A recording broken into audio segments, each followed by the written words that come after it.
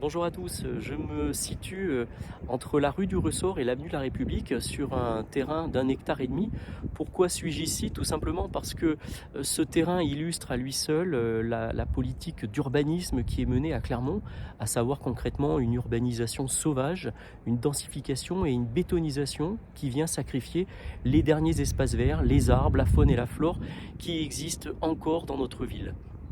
Ici, sur ce terrain, la ville autorise la construction de 14 bâtiments de 4 à 9 étages, alors que nous aurions pu sauvegarder, préserver ce terrain qui est l'un des derniers non artificialisés et existants encore dans le centre-ville de Clermont.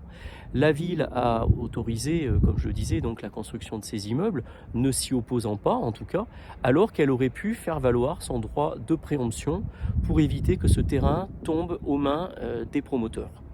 Pourquoi? Parce que grâce à son droit de préemption, la ville aurait pu ici aménager un espace vert, un grand parc, préserver ces arbres qui malheureusement seront abattus.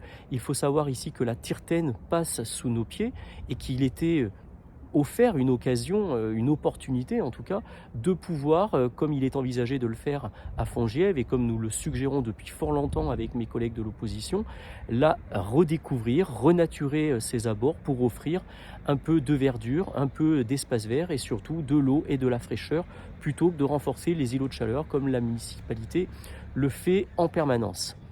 Nous étions d'ailleurs sur place ici avec mes collègues pour soutenir les riverains qui méritent effectivement d'être soutenus parce que au-delà de cette politique de densification, c'est surtout leur cadre de vie qui est sauvagement attaqué. Vous le voyez derrière moi, nous avons une zone plutôt pavillonnaire avec un habitat individuel, les fameuses cités Michelin qui sont d'ailleurs classées. Et demain, ces riverains vont avoir droit à du béton, toujours plus de béton, les privant de la vue, de la verdure, les privant parfois même de la lumière et du soleil. Et donc je vous invite à faire comme je l'ai fait moi-même, à signer la pétition qui est en ligne. Vous trouverez le lien sur ma page Facebook afin de faire entendre votre opposition à ce projet et à dire non une nouvelle fois à la bétonisation excessive qui sévit dans notre ville.